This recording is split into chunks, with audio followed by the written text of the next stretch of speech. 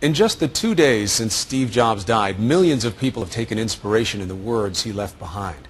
But maybe none seems as appropriate right now as this. Being the richest man in the cemetery doesn't matter to me. Going to bed at night saying we've done something wonderful, that's what matters to me. And among those wonderful things that are now part of his legacy is a list of hidden secrets we can all learn from. The 7 secrets to his success. Here's Deborah Roberts.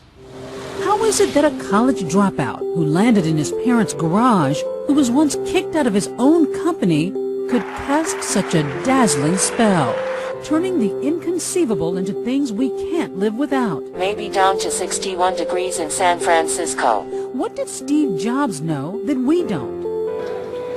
Folks sipping cocktails at the Edmunds Automotive website in California would sure love to know. You don't have to try to emulate Steve Jobs, but the techniques that he has honed over time are the ones that will work for anybody.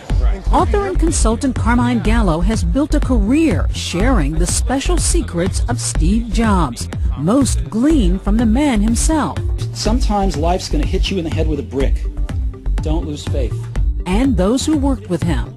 7 principles of success that anybody can use to be more successful, to be more innovative, to live a more inspiring life. Number 1, do what you love, no matter what it happens to be. Don't settle. As with all matters of the heart, you'll know when you find it. Now, a lot of people will look at that and say, oh, yeah, do what you love. Sure. We all hear that. But is that really the secret of success? Passion is everything. I think a lot of people embody the Steve Jobs model, but don't know that they're doing so. So Rachel Ray did what she loved. She was giving cooking classes at Macy's for nothing. She was giving free cooking classes because she loved what she did. And what did she create? 30-minute meals. Number 2, put a dent in the universe. Have the courage to follow your heart and intuition. Put a dent in the universe simply means that you have to have a big, bold, clear, concise vision. I like to say that your vision should fit in a Twitter post. Think about this. John Kennedy in 1961 had a clear, concise vision that was under 140 characters. If Twitter had existed that day, he could have tweeted it. I believe that this nation should commit itself to achieving the goal before this decade is out of landing a man on the moon. The 3rd secret might surprise you. The man who sold 315 million iPods believed you should say no to 1,000 things. How do you become a success by saying no? You have to focus. And this is something that applies to our businesses and our lives. Reduce the clutter. Make it simple. In 1997, when he returned to Apple, Apple was close to bankruptcy. He took 300 products and condensed them to 10. We've got to get the spark back with the developers. Just all about streamlining. And Jobs honed not just products, but people.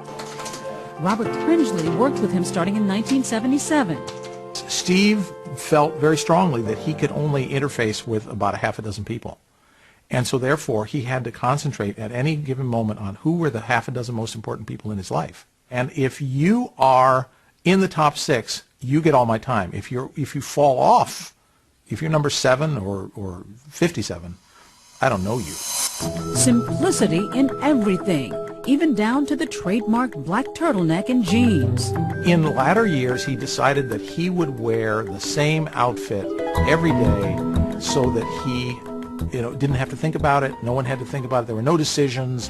Secret number 4, kickstart your brain by doing something new, like the time Jobs took a trip to India with his college buddy Daniel Kottke.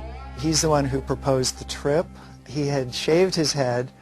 His inquiring mind is something that certainly contributed to his success in life. Thinking differently led Jobs to make unexpected connections. The inspiration for the Apple Store came from the 4 seasons. That's why when you walk into an Apple store, you will not find a cashier. You'll find a concierge. Walk to the back of the store, and there's a bar. It doesn't dispense alcohol, but it dispenses advice. And if you're running a business, number 5 may be what you need to hear. Sell dreams, not products. And 6, create insanely great experiences. For Jobs, it wasn't just about selling 29 million iPads this summer, but entertaining the customer at the same time. How can I innovate at my small pizza parlor or my small store, my retail shop? Innovation means creating an experience for your customer. And one of Jobs' most important secrets, 7, master the message. He wasn't born a naturally gifted presenter. In the mid-70s, it was Steve Jobs' first live television interview. Now, this is not the real thing, though, right? You just want a picture of me now? He was visibly nervous. Because I'm deathly ill, actually, and ready to throw up at any moment, so... In 2007, he actually gave what I consider the greatest presentation I've ever seen, the introduction of the iPhone. Today, Apple is going to reinvent the phone.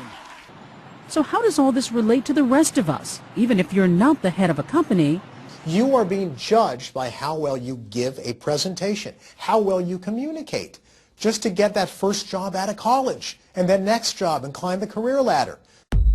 Yet some of the genius of the Apple co-founder could be a bit sour, like Jobs' famous perfectionism and temper. He's a very demanding manager. Whatever his flaws, Steve Jobs will be known as the ultimate visionary. So don't feel bad. Steal his secrets. Most likely, he would expect that. Good artists copy. Great artists steal. You may not want to change the world necessarily, but you can change your own little part of it. I think it's a good exercise. What would Steve Jobs do?